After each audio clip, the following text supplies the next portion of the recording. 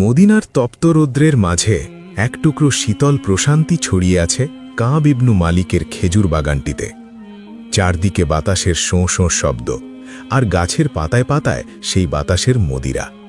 কাব ইবনু মালিক একটি প্রাচীন খেজুর গাছের কাণ্ডে হেলান দিয়ে বসে আছেন। তার দৃষ্টি বাগানের থোকায় থোকায় ঝুলে থাকা রসালো আর টকটকে পাকা খেজুরগুলোর দিকে। তিনি অলস ভঙ্গিতে একটি খেজুর ছিঁড়ে হাতের তালুতে নিলেন, সেটির ঘ্রাণ নিলেন এবং বিড়বিড় করে বললেন, আহ, এবার খেজুরগুলো কি চমৎকার পেকেছে।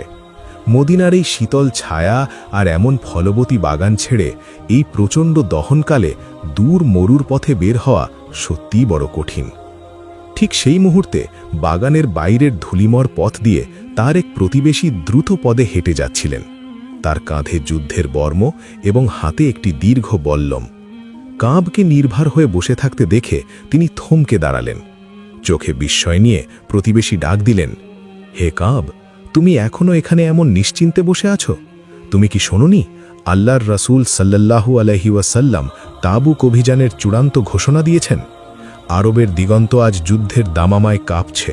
প্রতিটি মুমিন আজ নিজ নিজ উট আর সামান নিয়ে সারিবদ্ধ হচ্ছে। তুমি কি তৈরি হবে না? কাব ইবনু মালিক অলসতা ঝেড়ে গা ঝাড়া দিয়ে উঠে দাঁড়ালেন। মুখে এক চিলতে আত্মবিশ্বাসের হাসি ফুটিয়ে বললেন, হে ভাই, তুমি অহেতুক চিন্তিত হচ্ছ।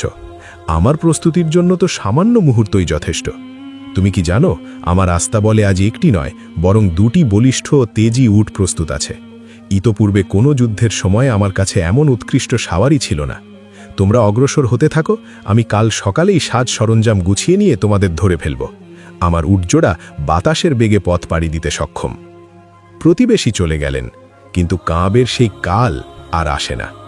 পরদিন সূর্যোদয়ের পর তিনি যখন প্রস্তুতির সংকল্প নিয়ে ঘর থেকে বের হন, তখন আবার সেই পাকা খেজুরের বাগান আর ঘরের শীতল ছায়া তাকে প্রলুব্ধ করে।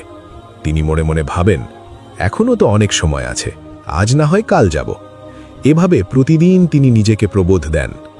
একদিন বিকেলে তিনি মদিনার উপকণ্ঠে এসে দেখলেন, দিগন্তের ধুলো উড়িয়ে রাসূলুল্লাহ সাল্লাল্লাহু আলাইহি ওয়াসাল্লাম তার বিশাল বাহিনী নিয়ে অনেক দূর চলে গেছেন।